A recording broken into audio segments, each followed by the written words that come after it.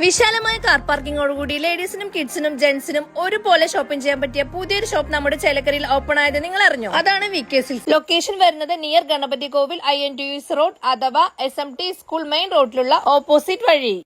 ഓണത്തോടനുബന്ധിച്ച് ജനങ്ങൾക്ക് ന്യായവിലയിൽ ഉൽപ്പന്നങ്ങൾ ലഭ്യമാക്കുക എന്ന ലക്ഷ്യത്തോടുകൂടി പുലാക്കോട് സർവീസ് സഹകരണ ബാങ്കിന്റെ നേതൃത്വത്തിൽ സഹകരണ ഓണ വിപണി ആരംഭിച്ചു.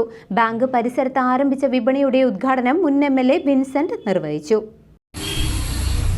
10 വർഷത്തിന് ശേഷം സന്തോഷമായി ഒരു ഓണം കൊള്ളുന്ന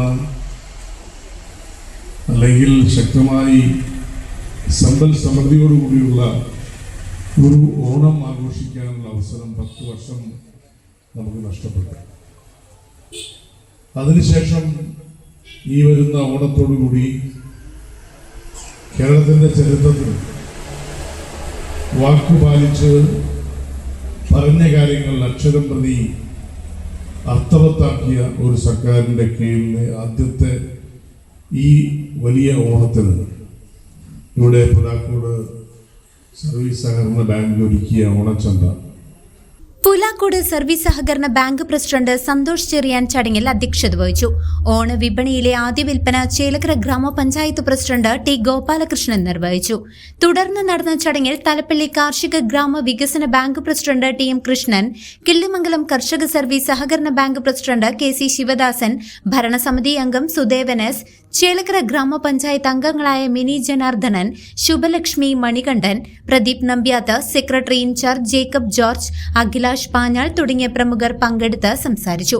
സഹകാരികളെ പ്രത്യേകിച്ച് അഭിനന്ദിക്കാതിരിക്കുവാൻ സാധിക്കുകയില്ല. കാരണം മലയാളിയെ സംബന്ധിച്ചിടത്തോളം ലോകമെമ്പാടുമുള്ള ഏത് മലയാളിക്കും ഓണം അവൻ്റെ ജീവിതത്തിൽ ഒഴിവാക്കാൻ പറ്റാത്ത വലിയ ഒരു ആഘോഷമാണ്. പക്ഷേ ആഘോഷങ്ങളിൽ നിന്നൊക്കെ തന്നെ നമ്മൾ പലതലങ്ങളിലേക്കും വ്യതിചലിക്കുമ്പോൾ ഒരിക്കലും മാറാൻ പറ്റാത്ത സൗഹാർദ്ദത്തിൻ്റെയും സാഹോദര്യത്തിൻ്റെയും ഐശ്വര്യത്തിൻ്റെയും ബന്ധങ്ങൾ മനുഷ്യ മനസ്സിൽ നിലനിർത്തി പോരുവാൻ സാധിക്കുന്നത് ഓണം പോലുള്ള ഇത്തരത്തിലുള്ള ദേശീയമായി നമ്മളൊക്കെ തന്നെ കരുതുകയും കാക്കുകയും ഒന്നിച്ചു കൂടുവാൻ ശ്രമിക്കുകയും ചെയ്യുന്ന ഈ ഉത്സവ പരിപാടികളിലൂടെ. വിപണിയിൽ നിത്യോപയോഗ സാധനങ്ങളും കാർഷികോൽപ്പന്നങ്ങളും മിതമായ നിരക്കിൽ ലഭ്യമാക്കിയിട്ടുണ്ടെന്ന് ബാങ്ക് ഭാരവാഹികൾ അറിയിച്ചു.